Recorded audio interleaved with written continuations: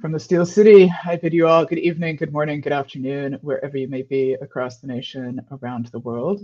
My name is Leah Prime, and this is the Invisible Night School. For those of you just joining us, the Invisible Night School is a small consortium of lay researchers and scholars pursuing the study and exploration of ufology, high strangeness, and the phenomenon. INS is not a monolith. We represent varied ideas, backgrounds, disciplines, and experiences, and seek to engage in good faith dialogue with other curious minds. Tonight, we are joined by Jeff from Strange Recon. Some of my favorite conversations in this space have gone on with Jeff. I've joined him a couple times on his own show. You can catch him in the morning, linked below in the show description to his channel.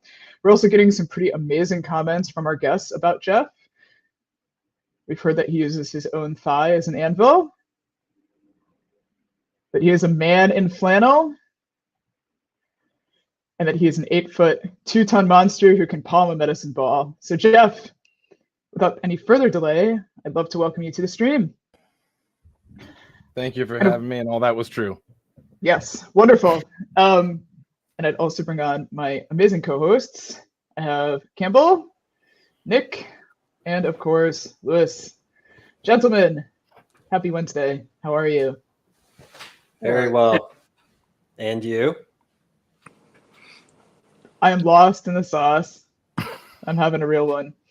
It's been an exciting week in Leo Universe. Lots of stuff going on, kind of behind the scenes. But mostly I'm excited to buckle down and talk about weird stuff with all of you this evening. I'm especially happy to have, Jeff. It's great to have you here. What have you been up to recently, man? Just harvesting nonsense, and regurgitating it back out for people on the internet, and for them to tell me that I'm wasting my time, stuff like that. No, I think recently I've just been looking mostly into measurement and signal intelligence, because I don't really know a ton about any of these topics. They're not my background at all. So it's just a lot of random reading of really long and weirdly put together government documents on things like that, because the overlay in the equivalencies are found in ufology constantly, and they have been for me for my entire life, and I've slowly recognized that just what ufology actually is, and it's just like the other side of the coin to our counterintelligence work and our aviation breakthroughs and whatnot, and clandestine work out there. Anyways, yeah, so I've just been digging into that constantly. That's all I do, really, and tell bad jokes on the internet. Nice. However, how are you guys doing? Jesus. Right. Anyways. Yeah, doing pretty well. Yeah, I was going to say, doing really well. Yeah, Jeff, I wanted to hear your opinion on this whole balloon thing, like UAP balloon, and how the government kind of was acting a bit strange in their communications initially. Like you had the U.S. Air Force, at least the communications officer, saying something like, well, I won't rule extraterrestrials out. And it's interesting that he would go there even. What's your take on all of that? I don't think ufology's really gone anywhere in 75 years or so, whatever you want to call it. Probably, I guess, way longer, because some of this stuff has its roots all the way back to the 1700s, and governors saying, do not pitchfork that thing that flies and falls into your field. It's not really a monster. It's a hot air balloon. It's this new invention being, and you see the same reactions over things. And of course, now information shared so quickly, so many people found out that it was balloons, but then they just found a different way to celebrate it. They started celebrating it as it was like the first step. Then now we got these balloons under control. We figured out how to zero on this mystery.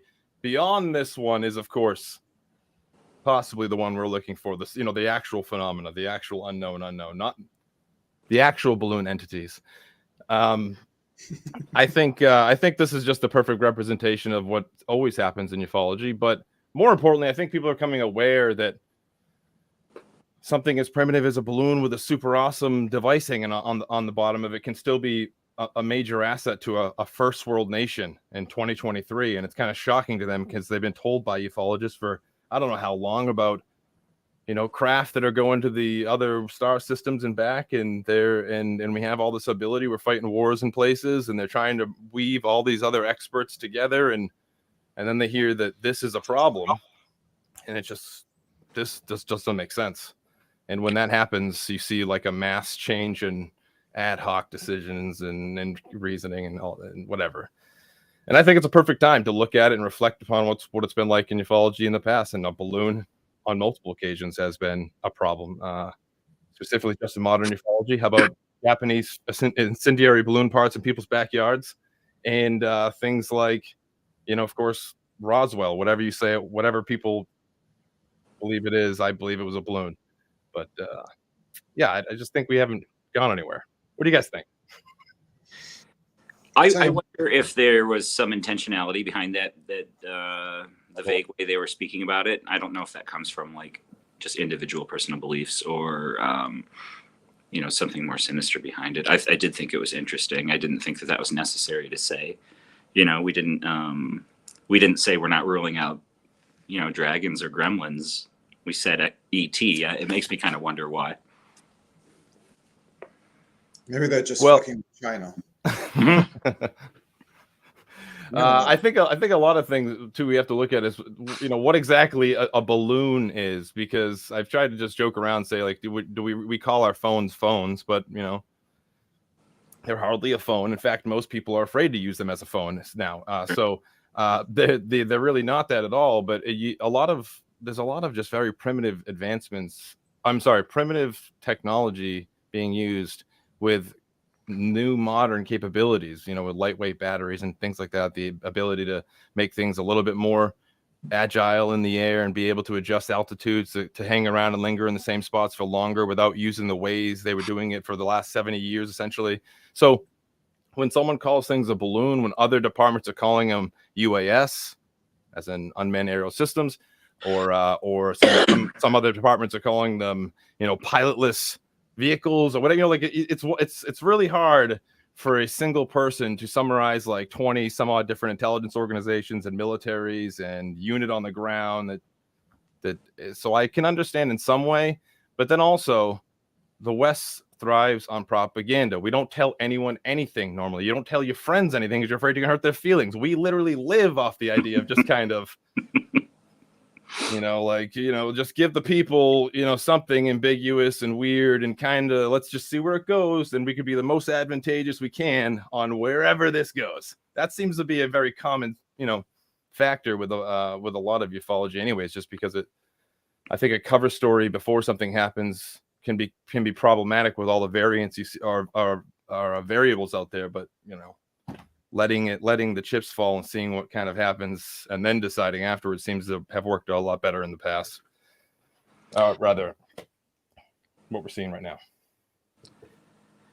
There does seem to be kind of a narrative floating around with these balloon encounters that they are some kind of spy craft, right? It started with the Chinese spy balloon. But like, isn't there like a prevalence of an abundance of satellites orbiting our planet? Why would we expect to see balloons or light aircraft as a spy technology? Well, we got to stop right there, sir, because you said satellites, and I know satellites are in space. No one's ever told me that satellites don't have to be in space. Are you saying to me that satellites can be not in space? But like, this is something that like I feel like it's that when you have these conversations in ufology, my God, it's like when I tried to read one of those. What is that HBO show with the dragons and the swords and the Game of Thrones? Game of Thrones. Yeah, I tried to read the books like a long time ago, and I couldn't because I had to stop and like say the word out loud for the name of the new Lord every 12 seconds. I'm like, oh my God, this is so. I couldn't get through Dune for that reason. Too many names. So there's a lot of explaining from a long, I'm not the best explainer of things at all, but there's a lot of, we have to stop and explain things to people, and a lot of stuff I'm learning on the go as well. Like I just this whole, like the story of balloons in general, you see that it became something that we're seeing with UAS right now and aviation right now. It's something for everyone to do. Essentially, you see that there are 50 some odd thousand balloons in the air, for scientific purposes. Children are launching these programs, the STEM things, the glow. I mean, there's nonstop being launched, and people are constantly experimenting with different materials that they can go higher and higher and last longer and they can assemble them up there. There's a couple really interesting people on Twitter that share their stuff all the time. Michael Powell, I always get his name wrong, but JP Labs, I think it is. But he has these giant triangular, delta-shaped balloons that are flying way up there. And his ideas, he constantly says, he's one of these people that really reminded me that exit velocity, we know exit velocity as the story told to us by people trying to get in and out of the atmosphere as quick as possible for mostly military and clandestine reasons.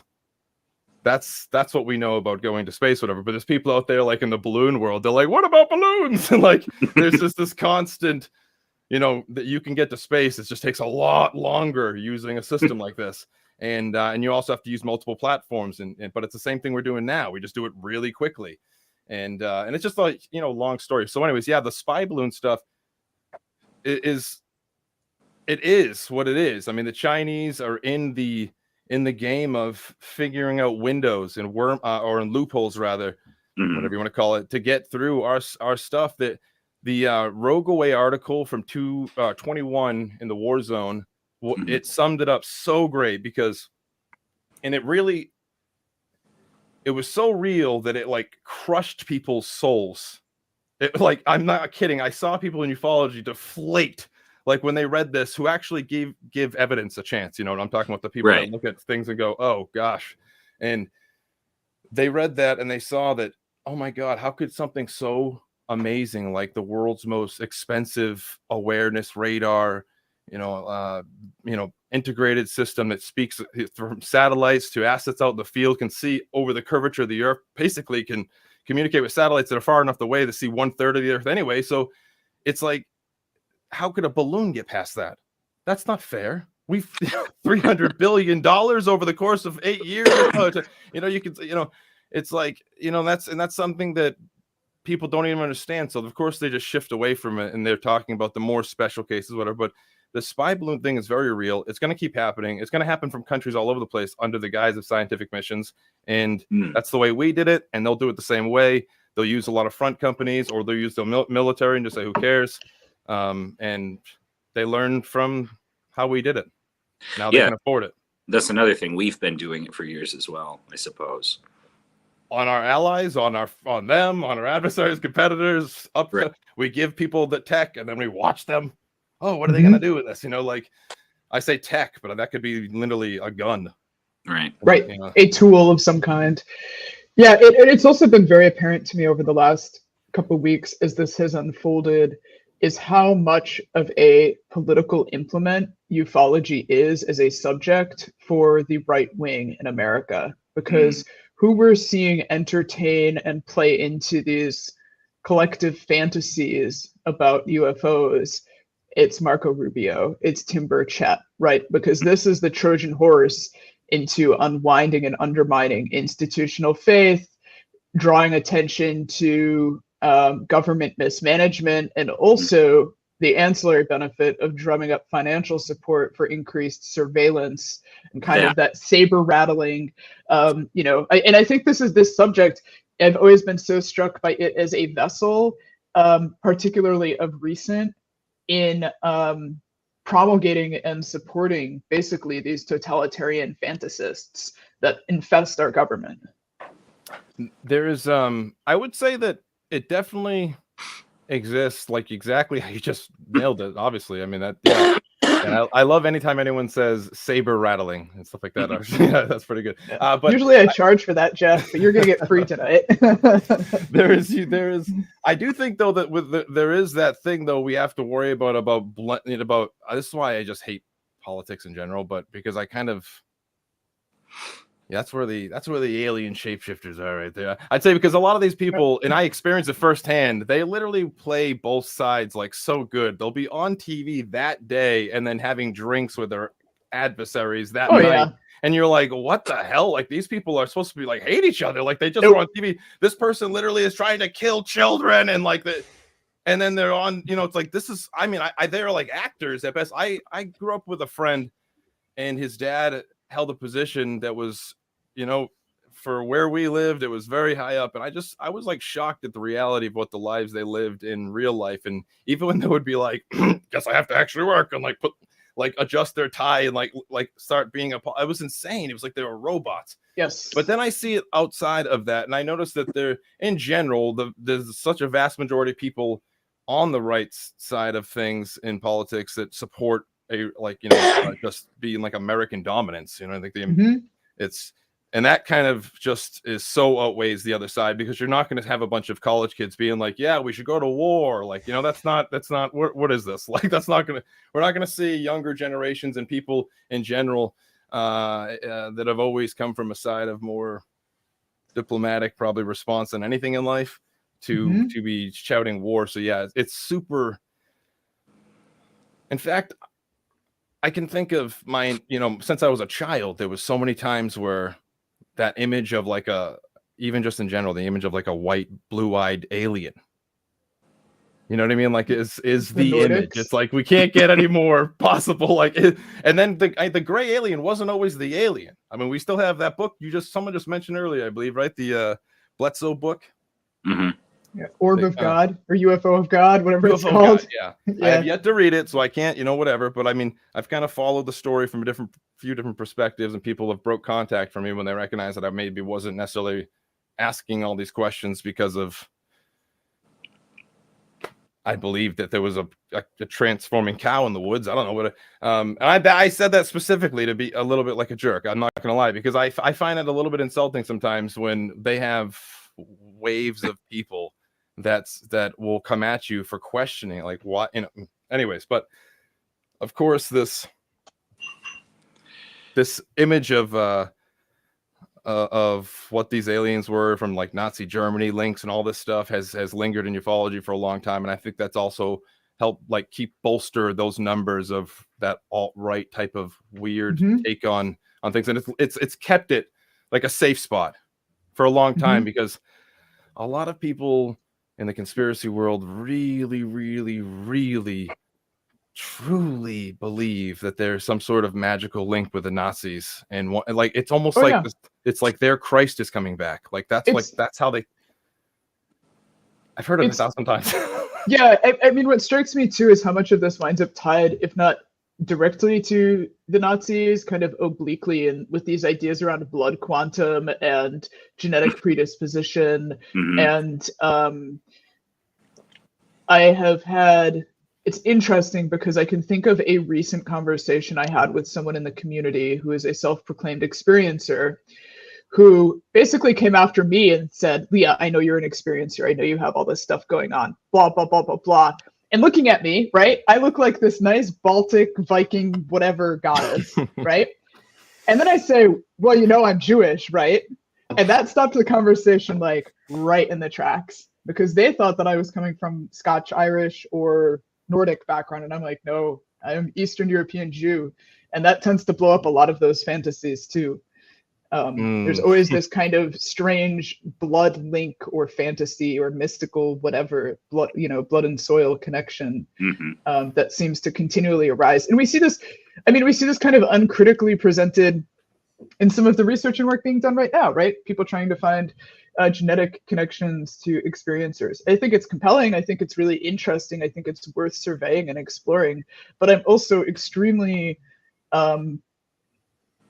hesitant to uncritically like use that as a lens to explore the subject, because I think it can also confer a kind of value judgment or hierarchy onto people that is then used to dehumanize and denigrate, right? That feels to me like the logical conclusion of these conversations or of this research. You're kind of talking about genetic superiority there.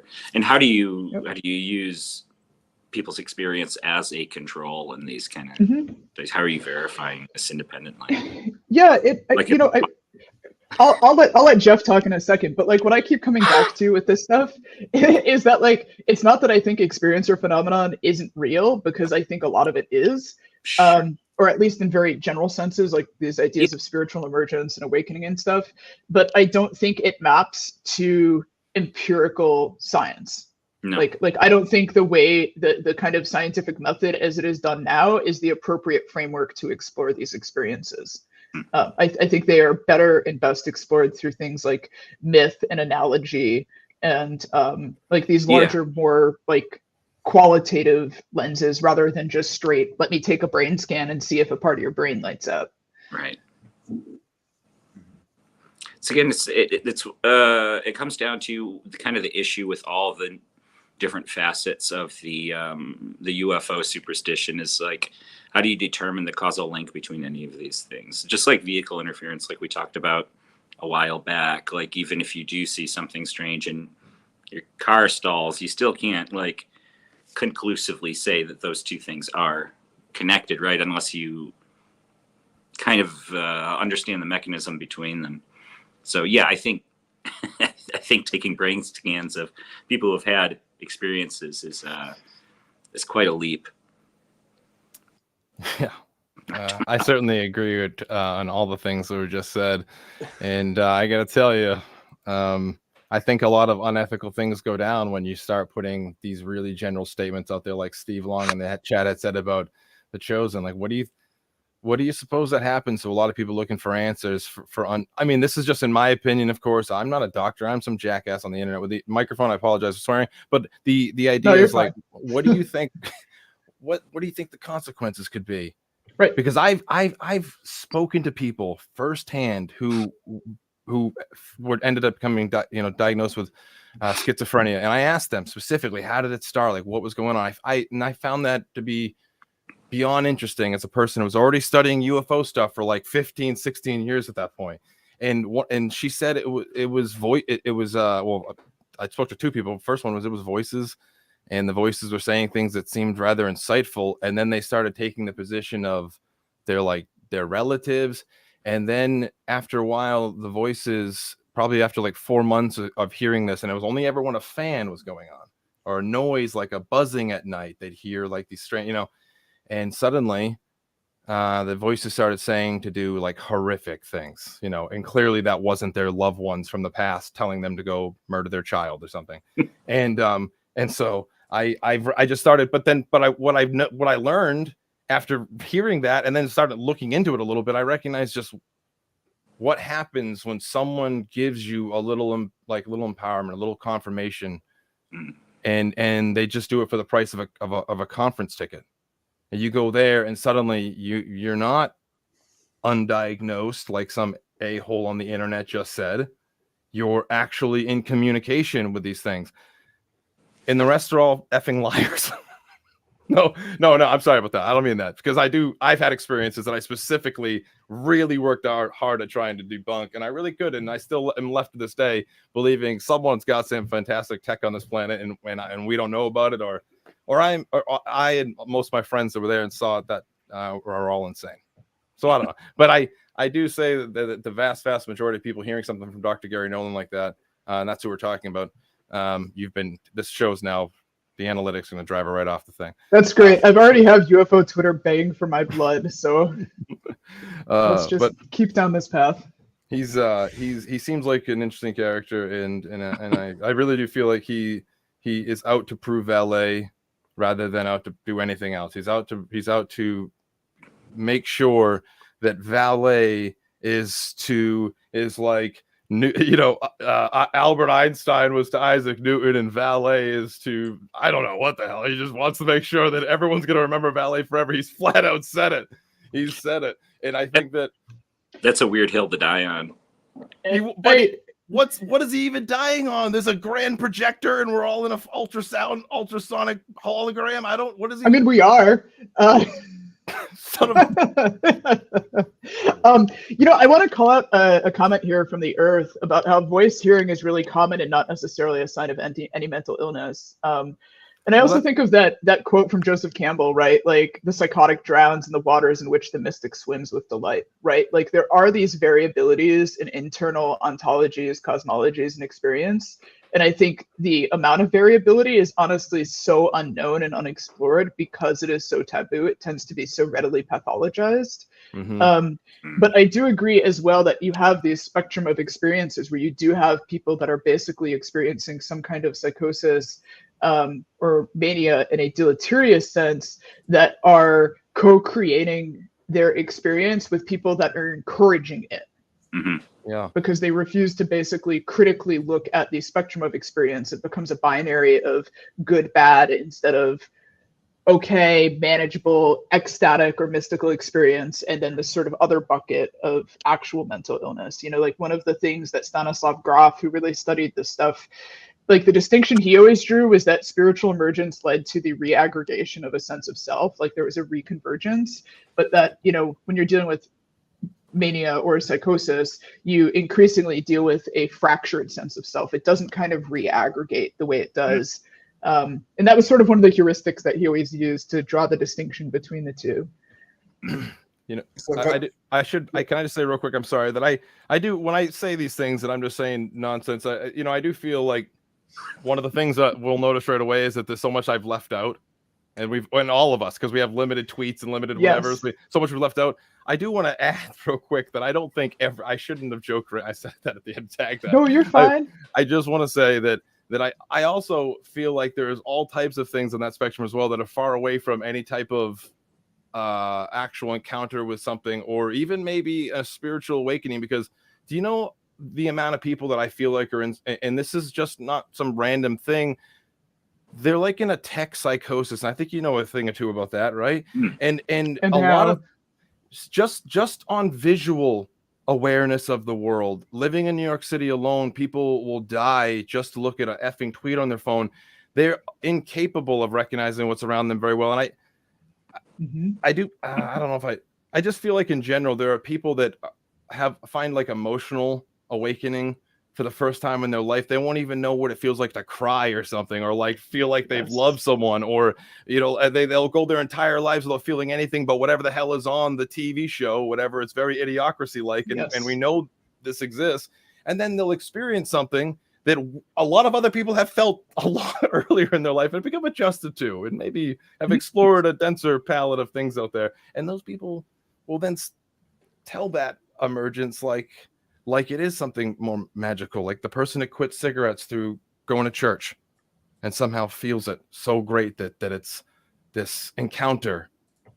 They know it is real. And I'm not saying, again, anything at church or whatever, kill me after the show.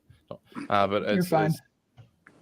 Do you think, Jeff, that this whole like all the people, some of them that you mentioned, like Nolan, Valet, a lot of them were involved in like secret psychic stuff, and also in psychological warfare, like that goes back to NICAP, and also many technology engineers and military, Lockheed Martin or NASA people as well.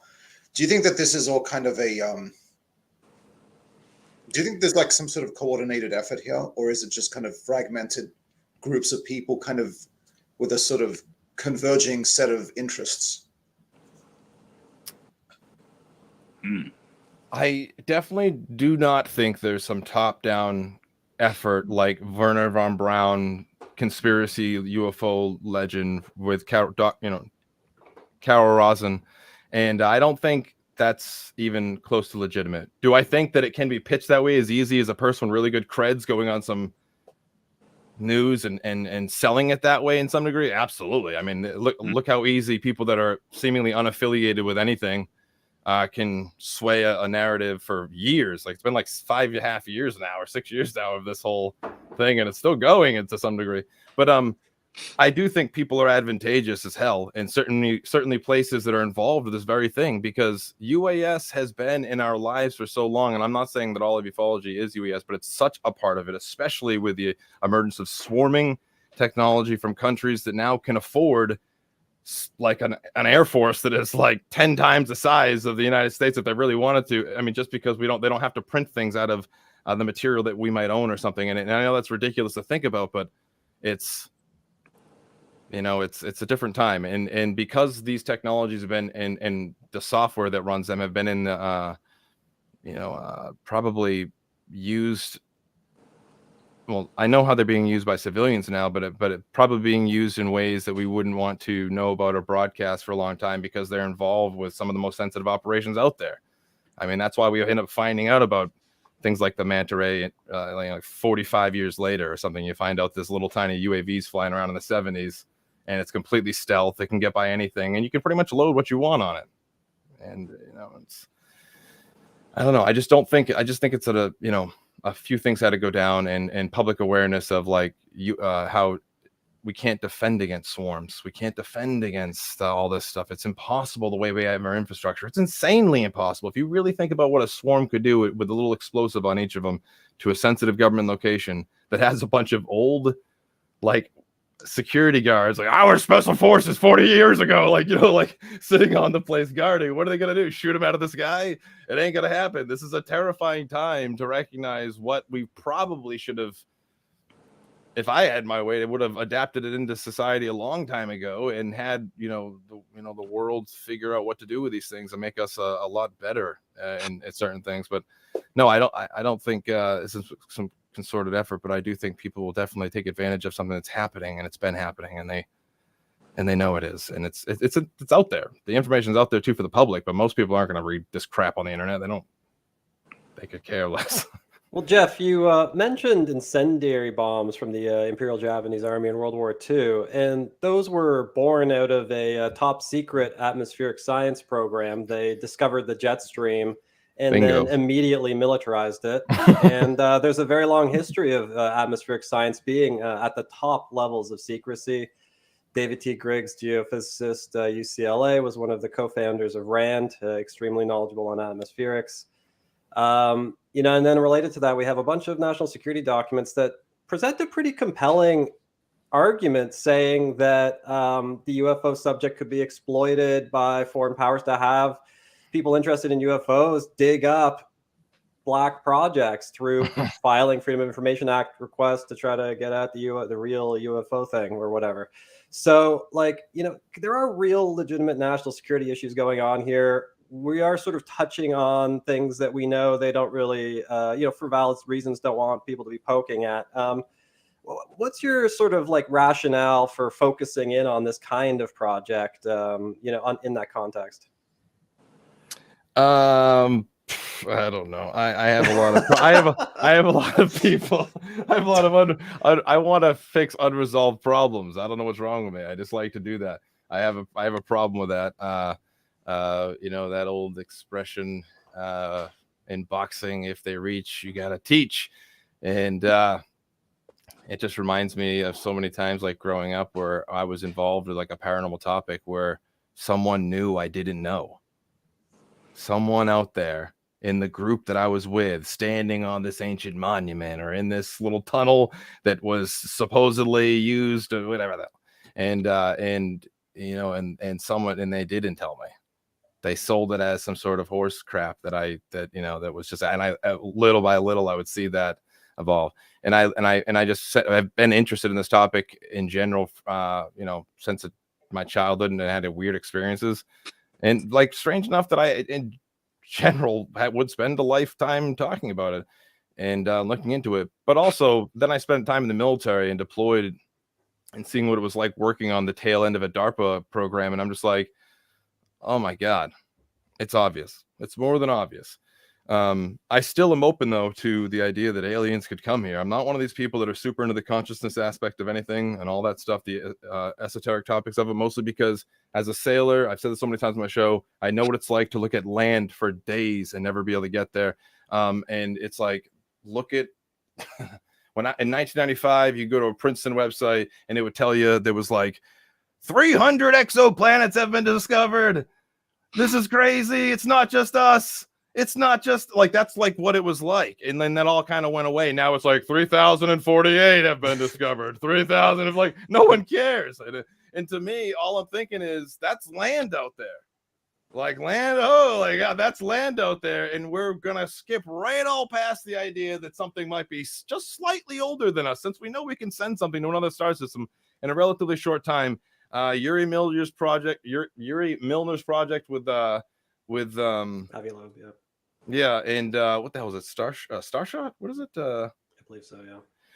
Yeah, I mean, there's just so many other obvious advancements, and as that that the story goes about sending things far off and away and fast, and you're just going to keep getting better and better. It's that is happening, but it's happening so fast that I believe in our lifetime we will have been close or gained something back from some other something rather incredible out there that's moving, at least in a way that that we need to send something out of our solar system to see, because we can. I mean, it's not. That's the thing too. I just had so many conversations with so many people that worked in engineering and aerospace my entire life, and they'll always say the same thing. They were like, "What do you mean we can't get to other star systems? Put up the money, let's do it." Like they're not the ones that don't think they can do it. It's like this thing we say, can't do it, too far. And it's just kind of the same concept of like we fly. I'm gonna do it. I'm gonna try not to break into one of my things. We get on these awful airplanes. I love it. I should be grateful. We can fly across the country. We're not on horses. We're not on car. We can fly. It's great, but they're awful. They're slow. We could have been flying a lot faster. We're as humans, we will disable our own ourselves for the and cannibalize our own markets just to like slow something down and complain about loud noises. Meanwhile, we could be flying around the world really, really quickly. Like this is old technology, and for some reason we're pretending the Chinese have leapfrogged us, and it's just, I don't know. Jeff, we're getting a couple of questions from the audience. The first is from the Earth. Can you describe some of your experiences, particularly the triangle UFO experience? It was a dark and stormy. No, and Beautiful. actually, well, it wasn't. I was driving home summer, I believe 1997. I think I know it was 1997 because my brother had brought home Ultima Online in Alpha, and we were playing the first World's MMO. It was great. And I remember he played it. We played it. There was like 20 people, and it was like a living world. Literally, like in my mind as a child, I'm seeing another dimension with an ecosystem, and it was just great. I remember these days very vividly. I was, anyways, but I would come home to feed the horses, and right at the end of the day, and the sun's going down in Massachusetts, and this freaking triangle-shaped aircraft. You could clearly see it was a black aircraft, blue sky. White lights on it, way up there. Like we lived outside of Boston. We don't know. Like, I'm not saying like I know, because clearly everyone can misidentify things in the sky. We can spend 5 years talking about radar decoys. I looked up. It looked like plane height. It was 7,000 feet up, roughly.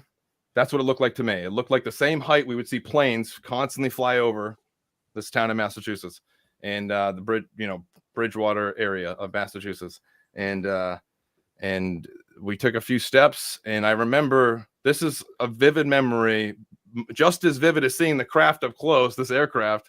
I look over when we're at the corner of the garage, and I look over to the swamp that's in my yard, and we called it a pond when we were trying to sell the place. It was, all the trees were smashing together, like literally, like whamming together.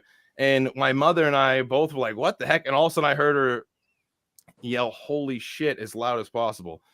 She yelled it as loud as possible, and she was just looking like this, and I looked up, and this thing was no longer like way up in the sky. It was way closer.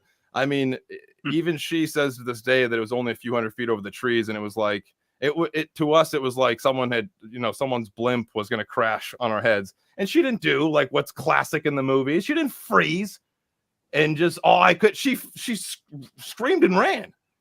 She ran to the back of the house, and I sat there. This is awesome. And listen, my memory is just as broken as everyone else's on the planet. And I have told the same story, so I'm probably repeating more of the story than the actual memory. I mean, what am I supposed to do? Go back to the past and relive it? It's impossible. But this thing was cool enough to. I just remember once a couple things in this instant, and one of them was that it slid sideways. It literally looked like it went and like slid down sideways and like leveled back out, and then cocked a little bit to the field across the street, and it was right over our swamp now, and we're looking at it from the side. It was I have all these goofy drawings on my computer, but it was it looked like a solid aircraft. It was all black. Gunmetal black. The sun was shining off the front of it, and where the sun was hitting it right off the front, it wasn't black. You could clearly see, just like if you have like a standard issued M4 from the Army and looked at it with a light on, it doesn't look black. It looks almost like shiny. It's like a metallic looking whatever. Anyways, but this thing was once it started moving forward, I could see the rear end of it, and the rear end of it wasn't black. It was bare metal color, and it like silver metal, like, and I've this is the way I've described it as a child, like giant, like toenail clippers with a curved front to them, you know what I mean? It looked like someone had gone up and cut, like that's what it looked like. It looked like these even cuts in the back where it almost like pinched the metal a little bit, and you could see that it looked like it was like broken off, like, but it was perfect lines up the back of it, and it just carried on. The lights weren't some sort of magical light to today. Even my mother, she was like, they remind me of like what LEDs look like today, like powerful LEDs. That's how she described it. Like, and so I don't like attribute anything to like they were the power source. They look like lights, and it just flew off in front of us, and we watched it. We just watched it flying over the trees, heading right to the nursing home, but it followed the water kind of like right along. And I spent my life hounding Otis Air Force Base and trying to trip them up and see if I was going to get, figure out if they were going to spill the beans to the kid on the phone. Finally, if I was going to figure out if, hello, this is an adult, that type of ridiculous stuff. And, it never worked. But there was also, I just kind of grew up in seeing ufology in a regional place, and where a lot of people considered the people around here are they're very paranormal people. I don't know if you would say, if I could say that right. If that's it. Like most people around here will say, like, ultimately, I mean, yeah, ghosts probably exist. Like, they'll use ghosts, like the word, and they like it means something. Like there's an actual thing walking around, like entities. And those things kind of made me ride the idea that could be something else for a long time, and I still don't know, but it was as legit as it could be when it comes to a close encounter with an aircraft up close. And we measured the distance it looked from over our house to the dead end road, and right near us, and it just was awesome. Regardless if it was human made, if it was alien or whatever it was awesome. I'll just say that. But having seen what I've seen after all these years, I would not be surprised if like GE had something locked up in a patent for forever, had produced it and was like, you know what, we'll wait till the market wants to use this and they feel ready for that. There's a lot of entitlement happening out there in the aerospace world for the future of aerospace. Did anyone else see that? Anyone else in the neighborhood? No, just my mother and myself, and we forever looked at like New Fork reports and things like that. Not her, I did, and to see if anything else. But the only thing that I can say, this is a problem with it because it happened beforehand. So a woman named Linda Arsenault, I shouldn't have gave her last name away. Anyways, she's a very nice woman. She manages horses for professionally, really high grade, like Olympic horses. And there's a place in Massachusetts, and if you know the area of Bridgewater and this Hockomock Swamp area, you'll know that these three lights, so to speak, in this triangle's been seen there. But I don't really care about other people's cases so much, except Linda's, because she called my mother yelling about it.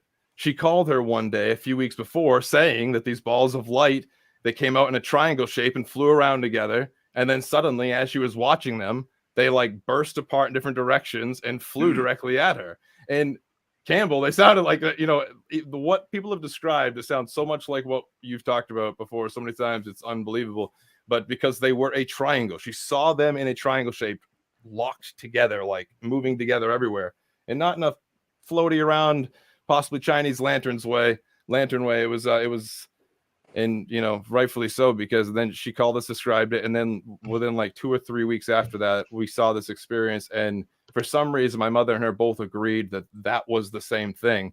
But I didn't see lights that, I don't know. I saw like a physical aircraft for me. I didn't, to this day, I still can't really get behind the idea that I saw something diminishing the light in the sky or whatever. And it looked, it was an aircraft. I mean, it was moving the trees, I think. I mean, it could have been, I guess it was happening at the same time. Could have been the wind, but it was, I don't know. I personally I remain open to the idea of it, but there is just no good reason to release the iPhone 50 right now. Not when the market's out there. It's just, sorry, I have Discord thing going off like crazy right now. Get out of here, you. Well, the Earth actually, who asked you that question about your experience, shared an anthropology paper recently. It's Alienation and Aliens: A Comparative Study of Narratives of Abduction and Historical African and UFO Experiences. And I thought it was really neat that you were describing the cultural context when you first interpreted your experience, because in here the author writes that believed narratives are formed around cultural and historical occurrences which relate extraordinary phenomena to pre-existing patterns of social relation. So you had an extraordinary experience, and your cultural context shaped that interpretation of that experience. And my understanding is that your interpretation shifted over time. And I would love to hear your description of what produced that change.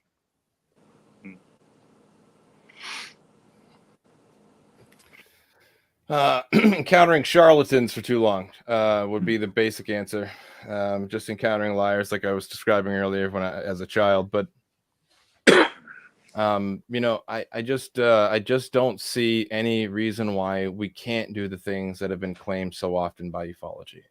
And I don't work in aerospace. I was in the military, and I've certainly been out of the military a lot longer than I was in the military. So whatever that means, I've served in the civilian life just as long as ever. I just don't see why humans can't do what's been claimed. And if you look at everything that's been said, there is a wave gap. There's a little bit of a wave gap with a lot of things, but if you look hard enough, most things that we have today that we see, like these awesome inventions that we have in our hands, there was someone doing it in a folk tech way. Someone had figured it out before. I mean, these aren't like just, some of them are in certain ways, but most of them, are not one-offs. And to me, I spend every single day now trying to like create a business out of my little show, and I get to sit and marvel of human accomplishment. And I wish that I could go look at the history of alien science and engineering. I wish I could, but I don't have any of that. And I just feel in general that even though I had some pretty remarkable experiences, I'll remain open to something that we don't understand yet. I mean, for gosh sakes.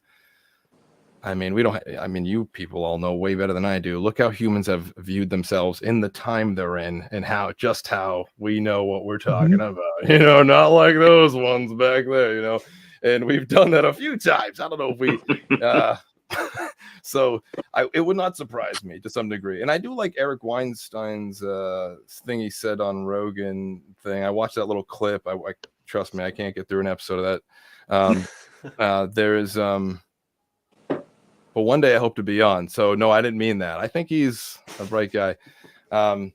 If you want to sell anything in the world one day, you can make a name for yourself, then blame the scientific community and hope you land on Rogan, and then you have a launched off career. That's true. Anyways, I'm sorry. I just that wasn't an important thing I was saying whatsoever. But I think Eric Weinstein kind of hit it though when he said that there's just like this idea we should be looking at a few things, and I don't like to call it zoo theory or whatnot, because it instantly, or zoo hypothesis rather, it instantly attracts like that same thing you'll get with a lot of things when someone says it's all consciousness, or it makes it really hard to have that conversation. But I will say that as someone who has spied on people, gone out as a soldier and had to do my job in the field, it is remarkable how long you can exist in someone's comfort zone without them knowing you're there. Yikes. It's true. Yes. Well, let's think about uncontacted indigenous groups right now on Earth. We're doing it to ourselves in many different places on Earth. And you can imagine the experience of an uncontacted individual seeing a plane fly overhead, watching their family member die of sepsis for weeks. And it would be stunning to them that there's an easy, immediate cure for that. And that's related to what they're seeing up in the sky. Of course, it's not surprising at all to imagine that somebody might do that to us.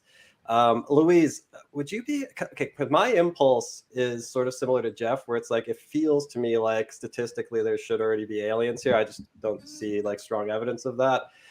Would you be able to just quickly remind me what your argument was a few months ago when we talked about it, about the prevalence of life in the universe and how it maybe isn't as likely as we intuitively think. Mm-hmm. Oh, I think I was making the point that complex animal Mhm. like life Okay. might be, because there could be some, if you're thinking about the history of life on Earth, the eukaryotes, what steps were needed for them. That might be a very rare set of events, and so we shouldn't expect complex animals to exist all over the place. Maybe it's just like something like bacteria. Mhm. Was that the point I was making?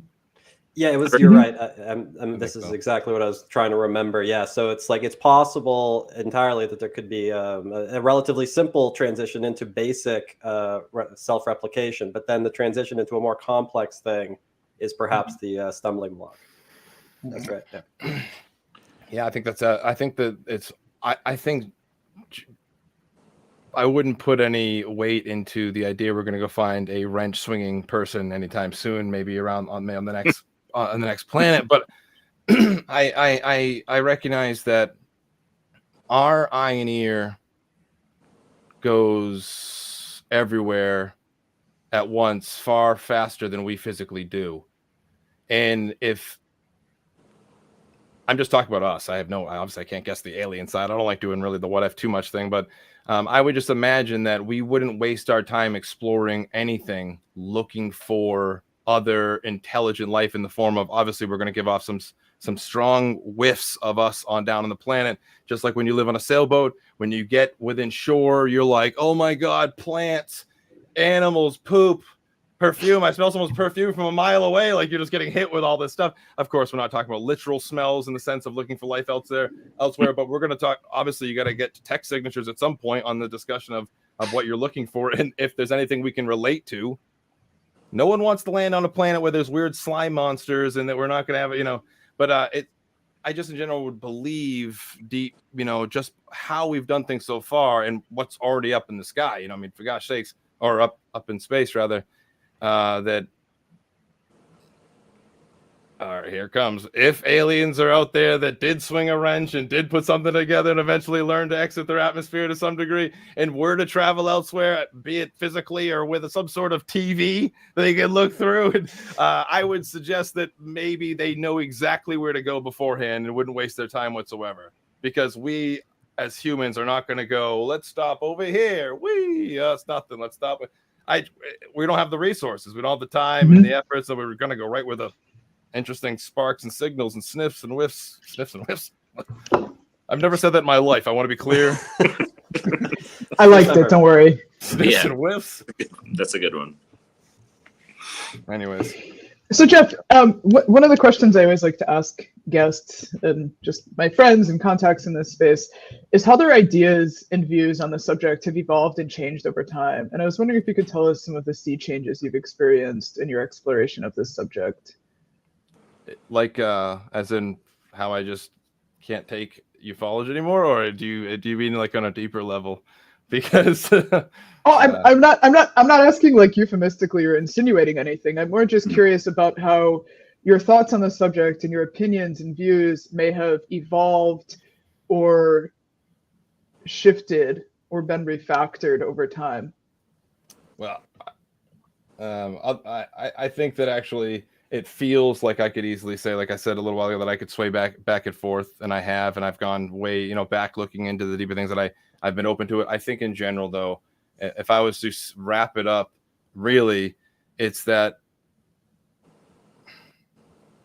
truly looking into a subject truly looking into the information available on what's up in the sky, be it human created, atmospheric phenomena, stuff flying in space, whatever it is, will lead you to feel like ufology is a bleak, lonely, somber place. And and I think there was like a expert on aliens that came around, was talking about the stuff for a while. His name was Lou Elizondo, I believe. He said something along the lines like the answer is somber. Now, whenever I hear anyone use the word somber, it usually means something sad and depressing, and it's not a good word to use to describe the knowledge that there is life out there and it's hanging out. I mean, I just in general feel that it's, oh my God, I sound like such a jackass right now. I just do not believe the story ufology is painted for what's actually going on out there. I just cannot for the life of me love this topic like I used to. It's like impossible. So I have to look at it and try to stay as objective as possible. Literally, I've changed to the point where the people that have figured out ufology, and by figured out ufology, I don't mean getting the answers of what the hell's flying in the sky or providing anything to people. I mean figuring out as a business, have figured out to sell something that is sure to not be gone until people are physically gone. I mean, that sounds like rude to say, but it's just the fact. You cannot. This is like that. There's a few people shouting, I think, that it's time for a big shift, but it ain't gonna happen for another like 100 years. I think. I truly believe it, and that's how I feel like it's the whole thing's gone for me. So I just focus on what is rather than what could be, and try not to break too many hearts. Yeah, the kind of the flying saucer superstitions it's been part of our collective culture for our entire lifetimes and longer. I don't think it is going to go away. So yeah, people are just going to continue to keep finding ways to capitalize on it, I'm sure, whether that's the government or entrepreneurs, I suppose. So yeah, it's not going anywhere. I do have hope though that we are changing as a people to make the environment probably a little better to live in to some degree, hopefully, depending on whoever is on the throne at the time. But there does seem to be within aerospace. It's not perfect, but there does seem to be a major shift, and we're seeing it start with small regional airport places in like countries, a lot of fjords and rivers and lakes and stuff, so they can test out these systems and make sure they work perfectly before they kind of scale them up. But I mean, we haven't needed really runways, and we haven't really needed the big airport systems in a long time. We haven't needed that type of jet fuel in a long time. We didn't need this many emissions in the atmosphere in a long time. And it's like it's none of the oil companies are on the top 10 anymore.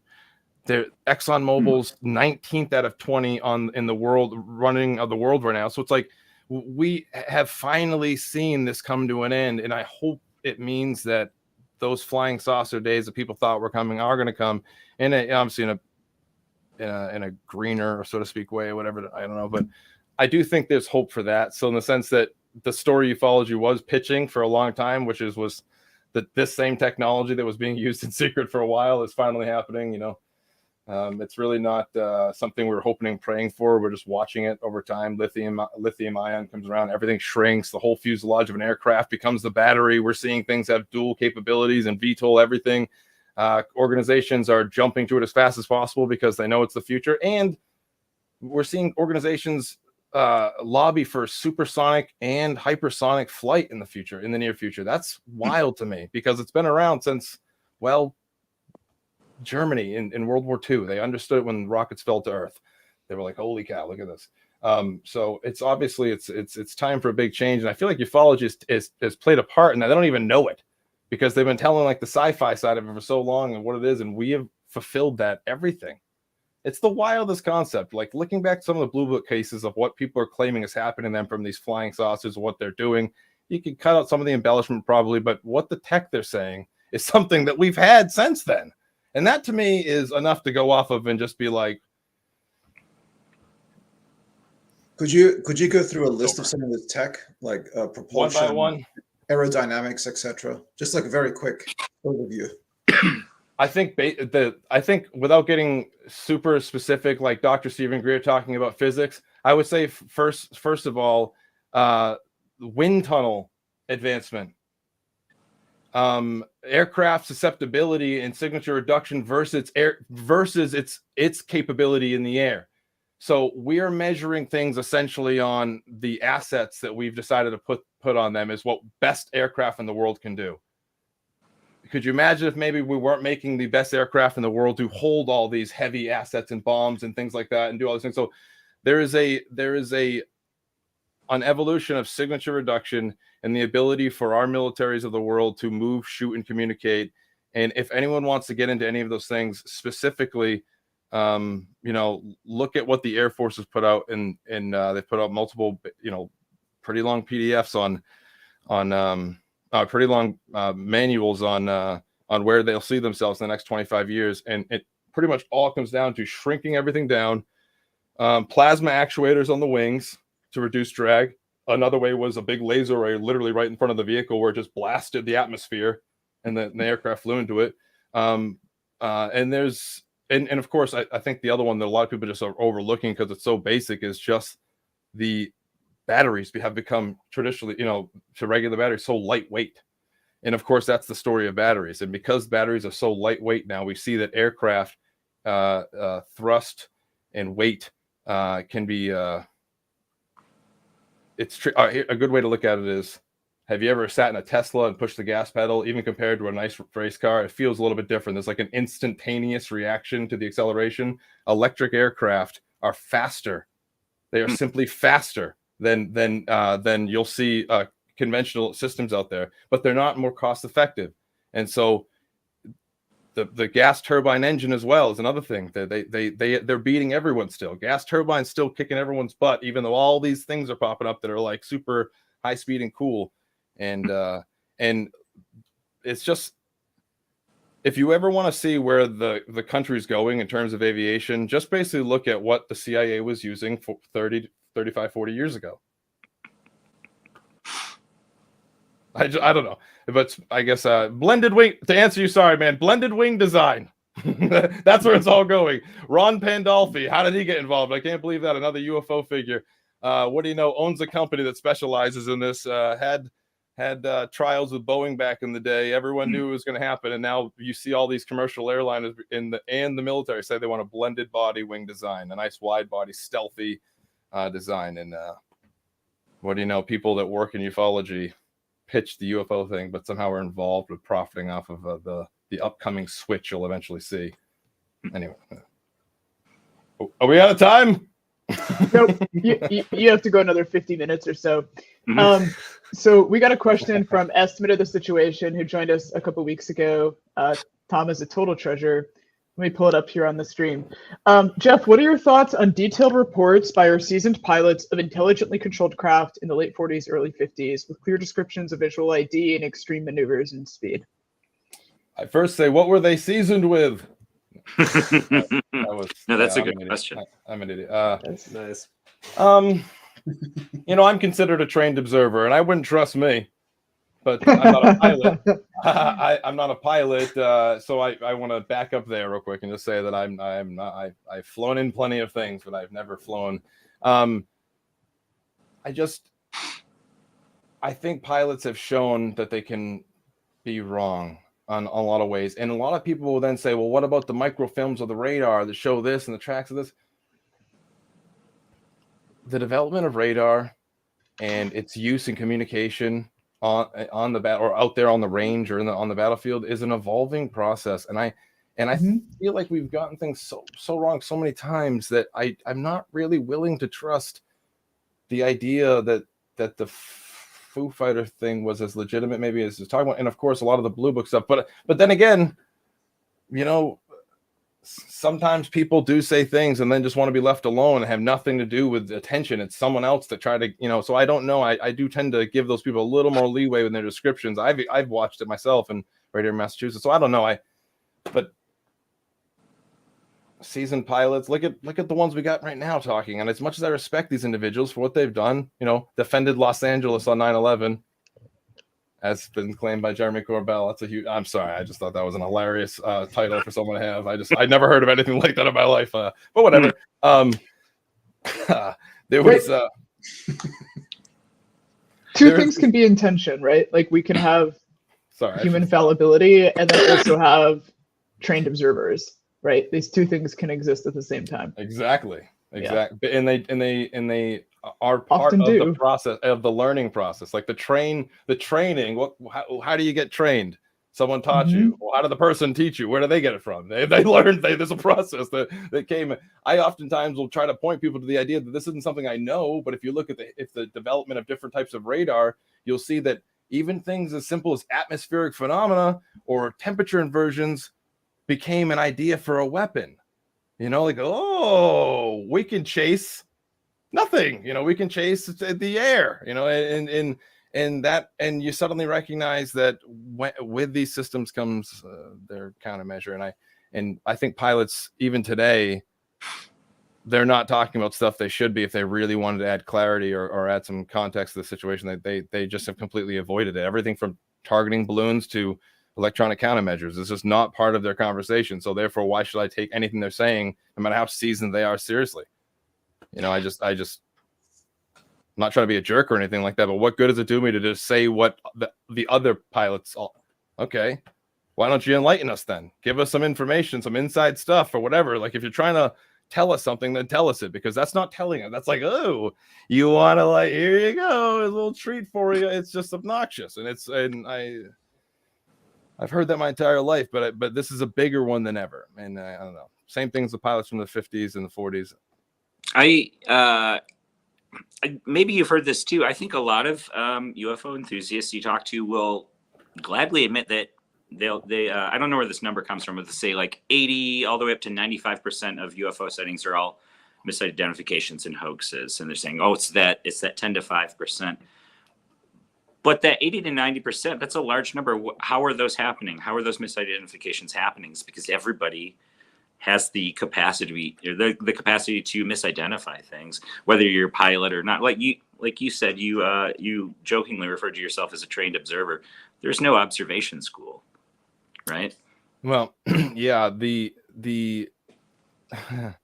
so pilots, you said it well. The pilots and other people like myself, if I was in a vehicle or mobile gun system in a vehicle that relies heavily on the same corporation's technology placed on just a different asset on the battlefield, rather than it being on the bottom of a Recon aircraft, it's on the top of a scout vehicle for the Marines or for someone else. And, I have, and so many other soldiers in my unit, anyone who wants to be proficient and understands, and when they're forced to, of course, how to use something, you want to know what your adversary has.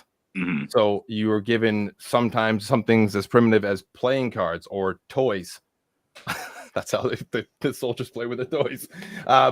And then you'll see that evolve in using certain systems and capabilities. You can go to training sites on post and things like that to see different targets through these systems. You become a trained observer and as I was joking about myself, is that because you use like a mobile gun system camera with a weapon to identify these targets and be able to engage them to some sort of degree where you recognize, because there is no identifying features when you're looking at something through high contrast on a system like this. So you're just looking at a object, and if you look at that same object enough from every possible angle over and over and over again, like a video game, you become very, muscle memory, it kicks in on. But how do you identify something on a system like this as a pilot when it's far enough away in Midwest low information zone, which is a great little initial? How could you possibly identify something when there's nothing else to it other than this black and white high contrast video? Well, Same thing with 50s pilots. Would it be the case that somebody who's trained as a professional observer, would they not be in the best position to understand that they are not a perfect system? And like, even one out of, let's say, 10,000 observations being imperfect, there's more than that, I imagine, happening every day if you take the entire world into consideration. So, like, what do you think of this? Somebody who's been in that kind of position, like, were you trained specifically to be like, I can make mistakes? Like, come on, right? Well, I come from the smart army time frame where you're no longer supposed to be a robotic soldier. You're supposed to be a thinking soldier that knows all the tidbits of it. But I always thought that that training in the military is very one way. So no, I don't think that there's, like, as you said it, I don't think there's we don't go through some sort of sensitivity training where we learn to admit our mistakes and then backtrack and recognize flaws in systems. But what happens is that a lot of these systems, which people that are involved in this whole story right now aren't really admitting either, which I find weird, is that some of these things you might work hand in hand with a civilian almost in its entire lifetime of being on the system. The reason why is because just like a PhD working in a lab with post-grad students, if the machine breaks that they're all using, are any of those students going to fix that fancy machine? No, the PhD is going to fix it, the one that built most of it probably. And the same thing occurs on these systems on board. That's why we have technicians on there. And it's funny to see they won't even admit that they... Anyways, these are not like worldwide systems that are functioning in the hands of millions of people all the time to get all the kinks out of them through quality assurance, which I have a little background in as well. These are systems that do have flaws, and those flaws match the same flaws that we have as humans. It's, you know, we can misidentify things. The system that even now are targeting things on their own are doing this. It's, what do you know? The systems that we made come with flaws. I know a lot of children out now that their parents made that. I'm going with flawed. I just in general think that we've put too much effort in ufology telling people that the military is some sort of ironclad source of information. And even worse, somehow we care less that certain individuals come straight out of places that would specialize and maybe, and I'm not saying from top down like they're on orders of doing this, but they would understand how to apply these skills. Just like myself, I left the military. I had I left the military unhealthy, big time, but I had two choices. I could just go sit at home, maybe get unemployment for the first time in my life, and then find a job, or I could go apply the same skills I had as a private military person. And that was huge in my time, my military time. And so I don't see, like, everyone's acting like there needs to be some sort of grand conspiracy. Oh, prove it. Prove there's a conspiracy. Even Lou Elizondo himself went on a podcast and said, prove it. It reminded me of a mob boss from Providence, Rhode Island. Prove it. Mm-hmm. And I just thought, why aren't you like any other person that has this skill set that leaves the military and thinks, could I go get a job as a police officer? Go get a job working corporate intelligence or intelligence and aerospace, or work in IT, or can I, you know what I mean? It's like, it's just absurd that someone couldn't easily sway a bunch of people that are ripe for it. I mean, literally the people that these individuals look for are ripe for coercion and manipulation. They are a believer group waiting for some answers and some clarity. And you can take misidentifications by pilots and turn that into, any day now we're going to shake hands with the little green man. Well, or the blue-eyed devil. No, I don't know. Well, we've touched a little bit earlier on sort of consciousness and Dr. Gary Nolan. And Dr. Nolan's an interesting one because he's subjectively, I think that he's genuine in his beliefs. And I mean, maybe it's controversial, but I personally think that he's one of these people who has been convinced by other people into what he's experiencing, because he goes into detail sometimes on podcasts about how he's had these lifelong kind of like information download type of things. He's having like the direct link experience. Yeah. Other people in his family have the same experience, and his interpretation of that kind of experience that, you know, you can see through the historical narrative in a variety of ways is that it's some sort of like super non-human intelligence communicating with him personally. And then he gets into all the genetic stuff, how like some people are like chosen for this or whatever. That's terrifying. From your perspective, Jeff, you didn't describe anything related sort of to the consciousness side. You're sort of skeptical of that. Something that we like to touch on sometimes is that link to the consciousness and sort of psychedelics and things like that, and how there is sort of a common descriptive narrative between those kinds of things, UFO kind of like contactees and then like intense psychedelics. Have you had experience with psychedelics yourself? If you're comfortable to talk about that? A ton. Yeah. Okay. And do you see the similarity in the qualitative that some people involved in sort of UFO experience stuff describe? Yeah, because they already like that subject. But I've done it enough for myself to recognize that sometimes I have experiences featuring weird entities, though the experiences were nuts and awesome. Sometimes I had experiences with goofy flying meatballs through the wall that laughed at me and played pranks. So it's like, the idea that, and I listen to comedians describe theirs, and they're going to a goofy city with cartoons telling them stories and jokes. And it's like, I see I just feel like it's the exact same thing as what life is in general. It just puts it all into a jumbled, awesome theater of things. But there are sometimes, like I had an ego death moment that people described, and I've read, and people described it as an ego death. And sure enough, it was that and then some. I was crying my eyes out for the entire trip. I could not stop. Like it was just awful. I felt like it was insane. I opened my eyes multiple times, and I basically had to watch it over everything around me. I could see my feet on the bed. It was awful. It was just nuts. But there is a cool aspect to it that is, I believe, personal. I just think it's the the same thing we're talking about here. The just the idea of linking it and socializing it and making it almost like the internet before the internet was around for the public. Like, it was just like this way. I just heard so many people my entire life describe it, and when I did so many trials of these, and I've only done dimethyltryptamine and mushrooms, and I tried a few other things, but I did not like them, so I just went back to the other ones. But I mean, I did the first one, like, really, I did it in a way that you couldn't get any more clinical. And there was for, to recognize, well, maybe the effects for PTSD, which I wouldn't say there was any major change for dimethyltryptamine and PTSD, but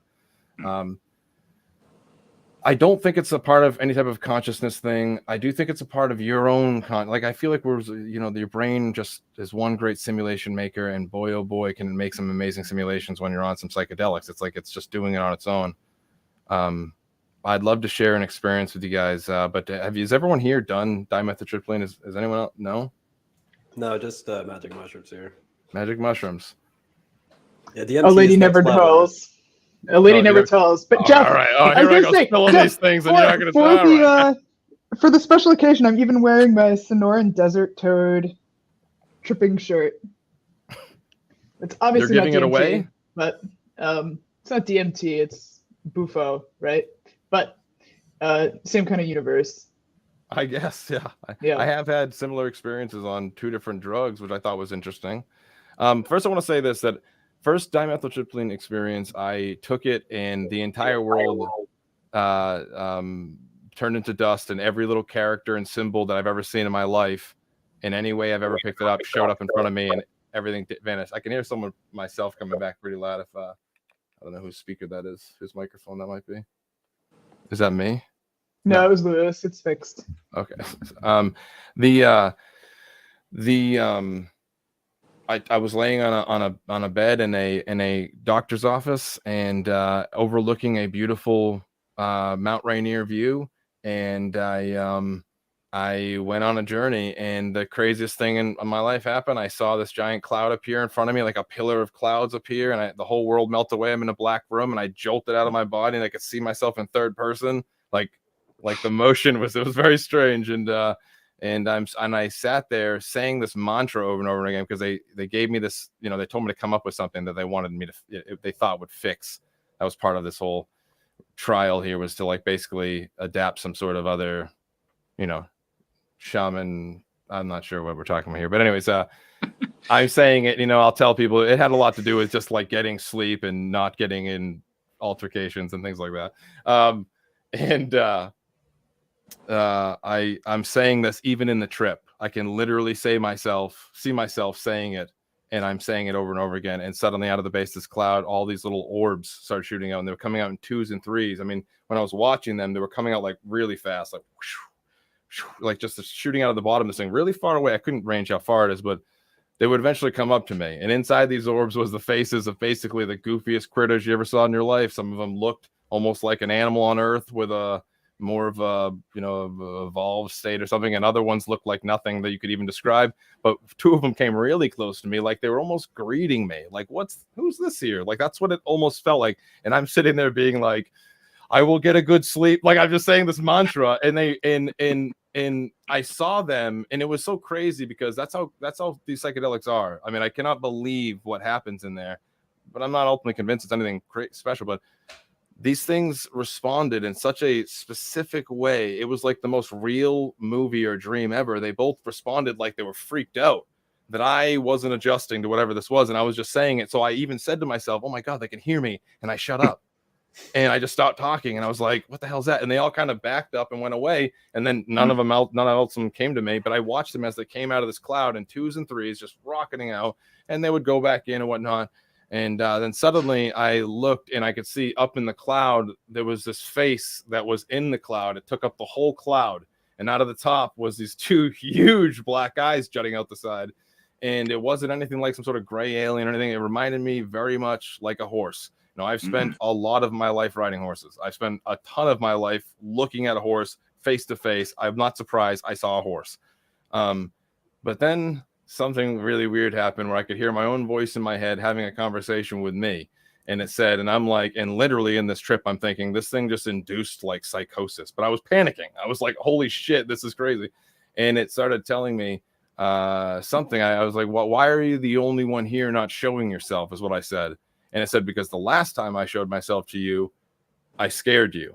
And it like shot me back in this weird flash of scenes to when I was in high school with all my friends, right as I was leaving for the Army. I used to go to this place to train all the time. And I was learning the infantry handbook out there and just learning how to be a soldier before I even went to the Army with the recruiters and stuff.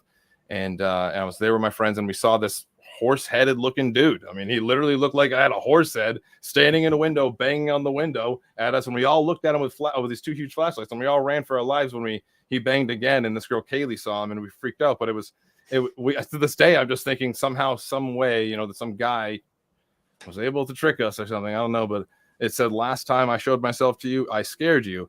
And it showed me that scene, and it was like I was there. I couldn't tell the difference between reality or whatever. It was like I was back in high school, ready to leave for the Army, and seeing this thing.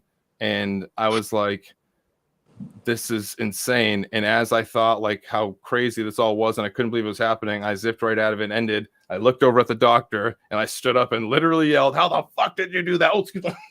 Oh, excuse my language. I yelled at the doctor, "How did you do that?" I was so confused. I literally thought it was a joke. Like he had somehow didn't give me a real drug. He gave me something else that he like. It was so insanely real that I thought that he was experimenting on me when I thought I was part of an experiment. That's literally how I reacted to it, because it was so real.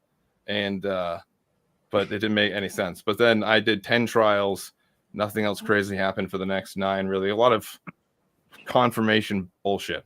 Like you hear things about yourself that you already know. This isn't a revelation. Which is common about ufology, actually. Yes, alien abduction is the same because people tell each other bullshit.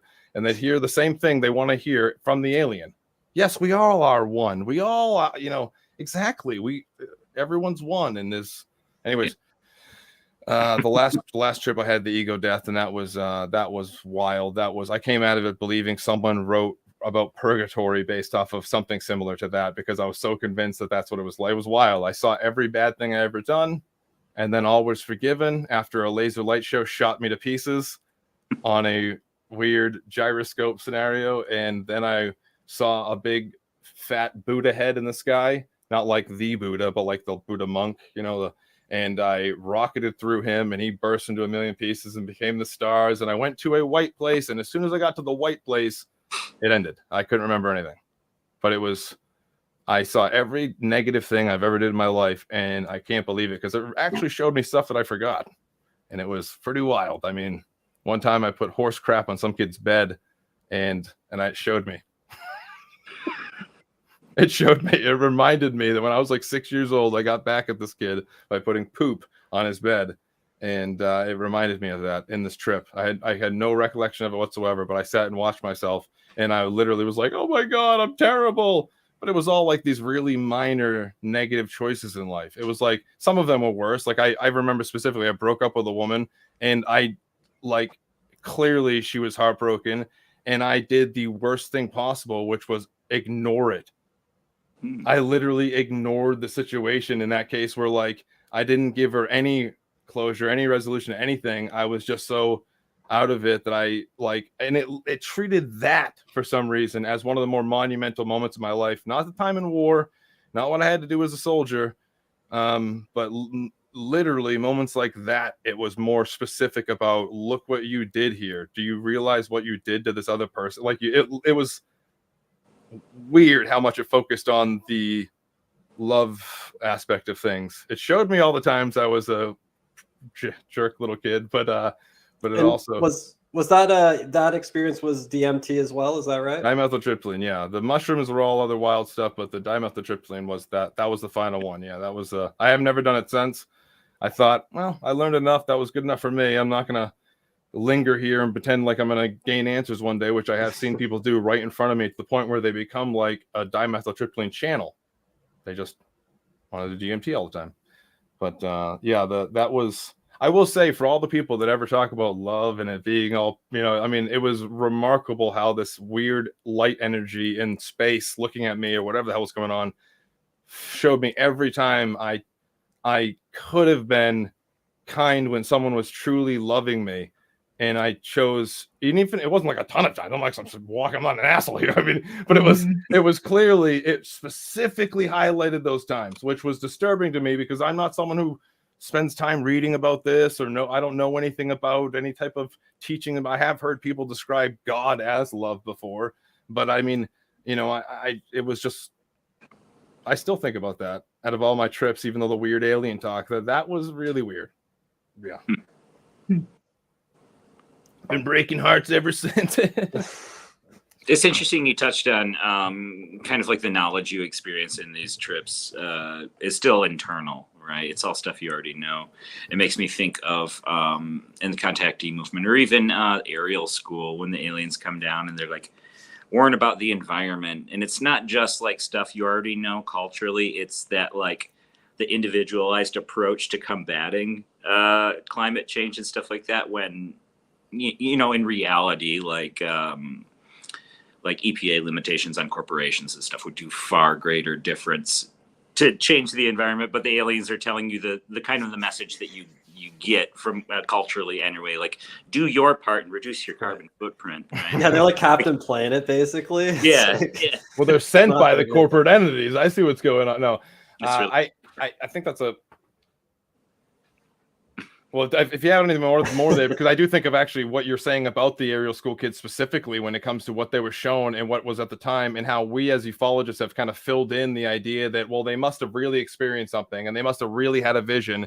And then maybe they're having that vision because like that was going on at the time. Green Day, Earth Day was coming around.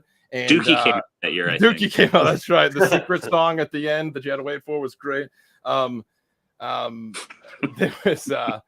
There was just a bunch of things happening. The recycling symbol had come out and was spreading around the world at the time. So we as ufologists or whatever we call ourselves, I don't know what, all these years later look back at that when first off, I don't even think the event happened the way we all think it. I think that guy Gideon nailed it when he said the puppet thing was happening because honestly, God, when you look at the puppets, it's so good. It's like, holy cow, I was a child. Yes, you would look at that giant thing in the woods, but it's just how uncreative certain aspects of ufology can be rather than, I think, subjectively interpreting what was said or even, like the idea of, I honestly, God, think it's just a lack of creativity because we all know they could have done something so much more. And I'm not saying these stupid kids, they shouldn't have been. No, I mean, literally what is sold to us, what is learned, gleaned from these children by these experts like John Mack and stuff. They then take that and highlight these things, and these things are not creative. They're not really that weird. The whole ETH isn't very creative in my opinion. It's just us projecting ourselves. A minute ago you mentioned the phrase God is love, right? And it makes me wonder about religion and how we kind of anthropomorphize God even like currently as like a man. I think my religious friends don't actually see it that way. It's a very edgelord thing to say that like God is a man in the sky, right? But one of my friends described God more as kind of like a law or force of nature, but it's kind of our human tendency to just put ourselves in everything. And I think that does explain the ETH. I think it explains ghosts too, honestly. But yeah, we're always putting ourselves in other things. And like you said, the ETH, it's little men like us in vehicles, just like us. So yeah, it's not very creative. And the weird part is that, I can't, like, I'm going to be full on here. Like an area that I'm in now, there's been enough people that haven't sold a paranormal story or told a paranormal story. I guess in the broader sense, that's what it is, but it's been resold as a paranormal event. Like, for instance, I'm from an area known as the Bridgewater Triangle. It's been turned into this almost like gimmicky place, although there's nothing special about it. It's between two highways, you know, and it's not looking too great for the people in this area. But anyway, and plus they're building on the swamp now. But like the people here, I've had pretty remarkably weird experiences in the area. And I'm not saying it's related to the area, but like for instance, I see a giant snake. I say giant for the area. In an alligator snapper in the area, and I have people tell me that they're not an alligator snapper. That's something else. It's the triangle. No, it's a person that released an alligator snapper 100 years ago, and it survives by burying itself down in the muck. And we have people retelling other people's stories, and then I think these people go some years where they start to almost defend the position that they've been put in. I swear, because I don't really believe they interpreted these things, or oftentimes, or even it's like subjectivity, perception thing. I think the story is that they saw an effing snake, and years later, someone said they saw a ghost snake or a serpent or a freaking giant or a morphing. And we got to really be careful with ufology when we do that, because I've noticed that quite a bit actually in this area where there's been a lot of investigative groups, the TAPS, the ghost hunters, and all these, you know. They'll take someone's story and they'll just like repackage it, and then I don't know why some people defend this story, but I tend to think that we try to. Obviously, I understand subjectivity. I'm not going to just breeze over it. Like perception doesn't mean in what's in our minds, isn't it? But I just feel like in general we tend to interpret a retelling, and the retelling is look at how subjective it was to what was going on in the world. It's really ridiculous. It's just the bad authors. The person really just told the story about a snake, and it's not. I mean, I started to see that all over the place. Sorry, I'm an idiot. I apologize. Hey, so Jeff, we have a question coming in from audience member Mark Leberer, who's asking if you can speak to whether you think the USA has reverse engineered and mastered anti-gravitics from recovered ET vehicles. Recovered ET vehicles as an extraterrestrials? That's what I'm pretty sure ET stands for. After he must have just got here. I can't believe.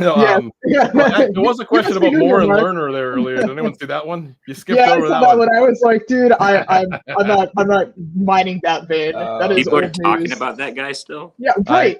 I don't know what's going on, but I think it's funny that people are still trying to catch me. Like, yes. Oh, you know, you walked straight into the lion's den, man. We are here to like just bust ass on Moran, of course. Oh man,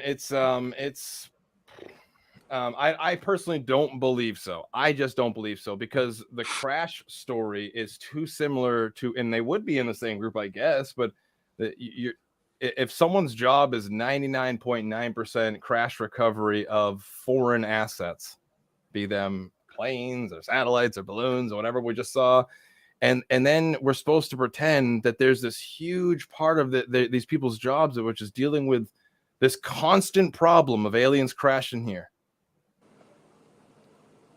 I don't understand that at all, and I don't think it's supported by anything. Anti-gravity is kind of interesting to me. Does that mean it's just an equal and opposite force of gravity? What is anti-gravity supposed to be actually in the lore?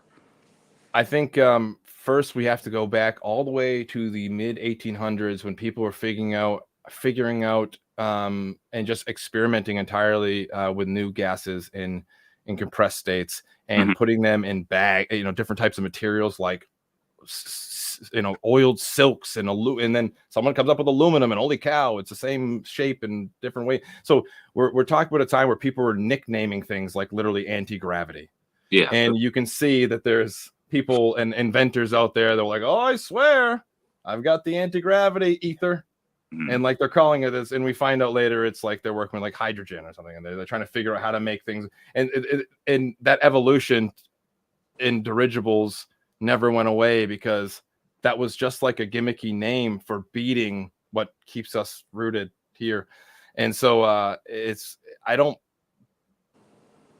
believe that there is an anti-gravity.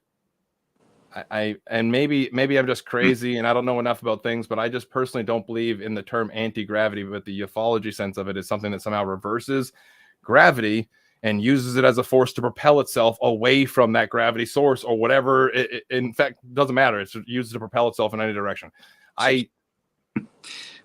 It'd have to be greater than gravity then, right? If you're propelling yourself. I say I don't understand science, and so Is this science? Yeah, Well- right. I mean, how much of this is science, and how much of it is this kind of collaborative mythology that's being Meme. built? Yeah, it's mimetic. Yeah, exactly, exactly. Well, and let's also touch on like how there's language is so important to this whole thing, right? Because Mhm. anti-gravity, like you touched on, Jeff, like the first air balloon, like is that anti-gravity? Like we don't know exactly what gravity is still. I mean, it's like, the curvature of space-time, but it's supposed to be projected by something called a graviton, which we have never found. We've never observed one. So we don't know what the mechanism is that even guides what we describe as gravity. So we basically can describe an effect, a force. We can make predictions, but we don't know what it is. We don't even we have no idea what it actually is that we're describing physically. And then we have things like the Ig Nobel Prize in, I think it was 2000, right? An anti-gravity machine where on Earth's surface you could have a frog living, floating in yeah, the anti-gravity. microgravity. What's the effect? It's an electromagnetic effect, but it produces the impression of something that is defying gravity. Now, China has a machine that you, through electromagnetics, can dial in the exact level of gravity in the machine. So now they're doing tests on different materials inside this machine at the moon's gravity level. So is that anti-gravity? I mean, to me, that's anti-gravity, but they aren't messing with gravitons. They're doing an electromagnetic effect. So, you mentioned, Jeff, about how we've had the technology to produce these observed effects for a long time, and we don't have to appeal to something like anti-gravity to sort of produce these effects. Why is it, do you think, that people naturally leap past the most plausible explanation towards the most extreme? Because they don't understand how it works. And when you don't understand something, a remarkable survival trait of the human being is to dislike something you don't understand, followed by bludgeoning it over the head.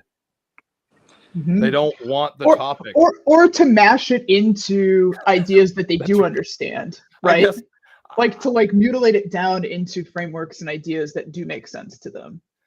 I think that's a perfect way to look at it, because I say that jokingly, but that actually has occurred. Of, like I mentioned, the balloons landing in the fields before, but I mean, the humans like myself, when you don't understand something, you want to know what it is, right? I'm not saying that people are like robots. They don't want to know what it is, but there is a level of feeling almost like secure. And we see that especially with the truth seeker community, where I shouldn't say truth seeker because that's the name of a show, and I'm not trying to point that out. I mean, literally, the idea of people that are going to figure this out for themselves. And that's, I do that often. Like, I admit that's something I do, but I do like researching. I feel like there's a little bit of an assumption that if you don't understand something and you hear a conspiracy that confirms it for you, like what your hunch is, it kind of breaks down easily. It's empowering, makes you feel safe, and it does exactly what human instinct is anyways, I believe, which is to make sure if something looks different or acts different, you keep it away from you. And that's like literally our weird nature. We're not all of us, of course, and I'm talking about on the individual level, but as a species, we seem to be rather good at security. It seems to be a feature that we grew up with us as a species here on planet Earth. I mean, the comfort of life and I don't think there was ever a time where humans, even the first version of us or whatever that was knew that security and comfort is something that it wanted. I mean, and I think that goes from not just physically speaking, like security with a locked door with your weird camera on the front door now, to even information that you even let touch your ears. And I like to jokingly say it's the bank account phenomenon, because I'm especially poor. Is sometimes you can be so poor that you don't even want to look at your account, because then you'll have to live with the reality of life. Oh my God. That happens with information, Yes. doesn't it? Yes. Sorry. I wonder if people feel more comfortable with intuitional beliefs, and then when those are confirmed by French conspiracies, because I think that kind of the flying saucer superstition is an intuitional belief, just in the fact that we kind of subconsciously arrive at it. Because culturally, we know if you don't think about UFOs, you're a normie, and you see something weird in the sky. I think culturally and subconsciously, you come to that conclusion that, oh, it's NHI, right? So that's kind of your intuitional belief, and then you meet others that kind of validate that. And I wonder if people value that other more than kind of like digging into it and finding it out. More because like it feels to them like an instant answer. It's instant gratification to a question they have. No, I couldn't have. I think you've nailed it. Again, I mean, I really do feel like that's exactly what goes on, and specifically, it will always be a part of this culture because there is that dissidence or whatever that is a part of it, that lives at the very core of it, that is not going to go away. And I think we're actually living in a time right now where you can see a great example of it, because there's no one knows. It's the wild effing West out there right now of ufology, and no one knows who to believe. If you got a doctor with his own lab saying don't trust him, you've got a professional Pentagon person going around saying don't trust them. Meanwhile, they got a picture holding hands with them a week earlier. It's like there's so much, confusion out there, that I think what happens as well is the normie sees the UFO, and what they encounter before they encounter another person speaking about it is they encounter a reflection of what exists in that era. And usually it's a manipulated reflection on Google with a really limited search engine, a search result, but it's what we have. And what they see is this, what we have today. And that's what they start off with. I wonder too, Sarah Scholes, who we had on recently, talked about kind of the appeal of ufology being that it's a perpetual mystery, which I agree with, and that is the appeal that I see in it. Yes. But we also live in a society that we kind of demand instant gratification and instant answers. Any question we have, we can Google, and there aren't authoritative answers in this field. Do you think that the fact that there aren't authority figures in there kind of creates a vacuum almost to let these people, these figures we do have in the field, step up, because they're kind of like needed by that urge to have instant answers? Oh my gosh, I think so for sure. Just the first thing is, yes, when I worked in TV, we had a thing called the Bigfoot Show that had nothing to do with Bigfoot. It was shows featuring specifically you wanted things that had no answer and such. Mm-hmm. That's literally that. So that was it. Like it was one of the most alluring topics, is that you can go out there and you don't have to find anything, but if you do, woohoo! And it's that's the way it is. But that part of it, I think, is as well. But like going back to what I said a second ago, that empowering thing happens as well when you feel like you're a part of solving the answer. Oh yeah.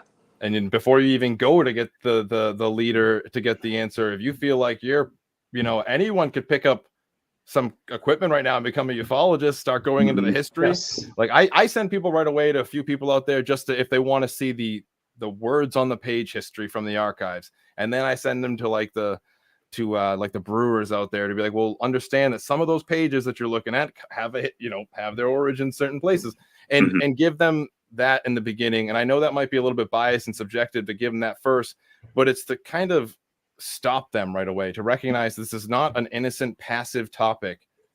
This is a highly manipulated one that will, all right. Sorry. Yeah. The Dunning-Kruger effect is alive and well in this space as well, right? And this comes up where people have a very cursory grasp or superficial understanding of core theories that touch this subject, whether consciousness or quantum physics or whatever. And then based on this rudimentary knowledge and understanding, assume that they understand and can apply the depth and sophistication that is inherent to those subjects. And I feel like we have the Dunning-Kruger effect going on, and then we also have this ongoing broader cultural denigration of credentialism that's happening at a broad scale right now, and we're especially seeing it in ufology, because ufology has no objective standards of background, right? And and it does this kind of schizo response where on the one hand, right, we celebrate people that have highly credentialed backgrounds that support this project, because we say, oh look, they went to XYZ University, they're a PhD, they've done all these research projects. But then at the same time, readily laud individuals that have no kind of conventional credentials and see them as like lay heroes in the subject. And I feel like in a lot of respects, like basically, yeah, right, all of us. Yeah, Nick is our resident dubious layman. I literally just found a new name for myself on like an online game tag. I cannot wait to change it to lay hero. Yes, right. But I feel like we see some of these broader cultural trends around the equalizing of all opinions filtering into ufology, or in ufology very much already, where everybody's opinions are inherently equal. And as a result, it creates, like, I think, extremely artificial, it generates like almost artificial trust in these ideas, when people should be far more critical about the proposed solutions or theories about what's going on. I'm going to call them Dunning-Kruger units. Yes. Many of them. I'm sorry. Anyways, also known as Bitcoin. there is I do it to myself once in a while, and I really trip myself up and realize, and I go, oh my God, am I doing it? I got to make sure. But there is a little bit of that in all parts of this, but there's a little gravity. I shouldn't have started with that. I guess there's a little gravity around some of these larger figures, right? Like, we know the names for a reason, right? They've gained a little bit of attention, right? They clearly have, and and some of them are pretty industrious and have put in the work. But that participation and that we all have, all of our opinions matter. I think actually was part of this place from the beginning. Because I have like folk analogies and stuff, but I'm sailing and I get to a place called Boot Key Harbor in Marathon, Florida, and I pull up and there's a place like, they're very nice people, super nice people. I mean, evil at heart, I think, but very nice to the stranger, the white stranger that shows up. They're like, hey, you want to come hang out with us over at the Wisdom Tree, the tree of wisdom, which was this. So it survived the hurricane, but it was this huge like willow looking, I don't know what type of tree it was, but they all sat underneath it, and they all just, from chemtrails to tabloid things you'd heard back in the 90s, it was like this circular information that never stopped, just kept going on and on. And I see that so much with what's going on here, because I think these topics like this are best suited looking into a campfire. They don't really fit a hashtag UFO Twitter. They don't really fit any of that. It doesn't make any effing sense. We're trying to like add a bunch of things together that make there's no connection between them whatsoever, other than the fact that we saw them in a region, when we were looking up, and that's like the similarities between a lot of these things. And so I don't know. I just feel like it's we got people that are. I don't want to say it again because I'll just say the same thing, but I'll say it. I'll tagline: this topic is fit for looking into a campfire. Okay, that's Yeah. There's definitely an escapist appeal to it. You know what I mean? So I wonder, if the economy continues to get worse, if we'll see more of a UFO boom, right? That's definitely an escapist topic for me. You know what I mean? It's woven into like the resurgence and sort of individual spirituality, which I feel like all of this also touches just sort of the dismantling of institutions of record, right? Like getting rid of these. You know what else? It's also kind of it's a community that's comprised a lot of content consumption, which can easily be moralized. If you look at kind of the warring camps on UFO Twitter right now, a lot of it comes down to I wouldn't know anything about it. right. And it's I don't know. I lost my train of thought. Forget it. Can I just add to that real fast? Just since I've only said a few things since I've been on. There is a clear drive to like merge all these things together. And I think people from one side of it, like the CE5 side of things, would like some validation to what they've been experiencing. Yeah, that makes sense. It's all fair, right? They would like at least some validation. They think they're getting that validation from people that are talking about other things. And they're not, and I'm not guessing at them talking about other things. It's on the paperwork. They've said it. They've celebrated the idea of balloon observations. These, so I get worried when we try to melt the topic down to a UFO hashtag and add things as interesting and weird as like trying to summon a UFO, as maybe misidentifying something that either the initial observer could not tell what it is, but maybe someone else could rather easily. 95% will say of sightings, I think, can be explained, I believe, and it's I think so. Maybe that's why Skinwalker is so popular, because it's sort of mashing ghosts and UFOs and crap together. It's the Disneyland, like they said. I mean, all the things you want. You got the one. What's your favorite? What's everyone's favorite thing from Skinwalker Ranch? I've never watched the full episode, but I've I know never seen it. Yeah. I used to watch Ghost Hunters though, and I feel like it's probably basically the exact same show. So I kind of like know the gist. Using a bunch of like gadgets and stuff outside of their intended purposes, and then if it beeps or something, that's paranormal. Right? If it beeps, it's paranormal. Is that it? Is that the show? Yeah. They have a couple scenes I've seen just of that, lightning detectors. They walk by in a battery with 2 wires coming off the battery, and they're like, "Whoa, what's happening here? There's like some sort of open current near me. I don't know if that's the ground or." I loved it. It was very cute. It reminded me of Mr. Wizard, but really bad. But about you? What about everyone else? Is there a show that you're like you give into? You want to? Art Bell, Coast to Coast AM. Content. Lewis, you don't nothing, not a single thing out there. What's everyone's favorite regular normal show right now? Anyone? You must have a TV show. I've seen 3 shows in my whole life. I don't watch any television. I never have. Okay, my favorite is Kunk on Earth with Philomena. What's her name? I've heard that's good. Yeah, she's hilarious. Well, my favorite Woo show is Sightings, the original Sightings from the 80s and 90s. I just started rewatching Fresh Prince right now. Fresh Prince, the original.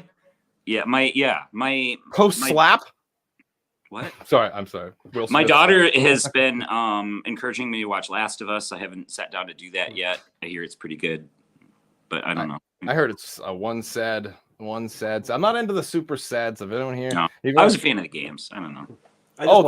They're very bleak, but yeah. If you want something a little lighter, The White Lotus, that was good stuff. Season 1 and 2. Oh, nice try. A little lighter, sir. What do you mean? It's like a comedy. Have you watched both seasons?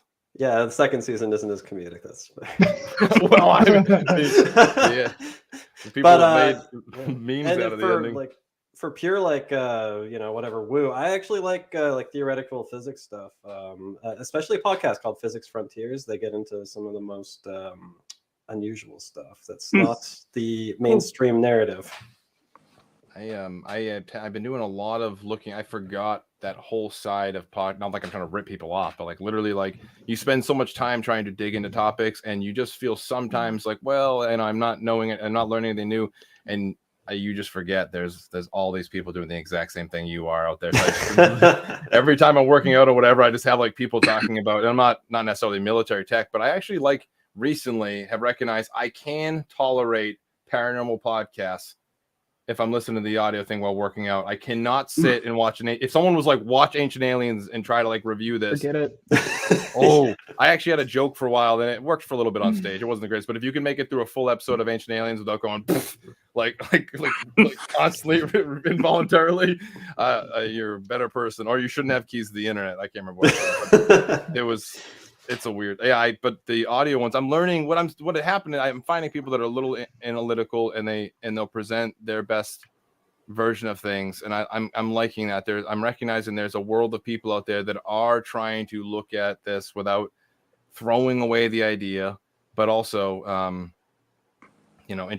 telling the public what actually exists. I hate that. I cannot stand the experts that exist here that will they tag everything with humans can't do that. It's so sickening.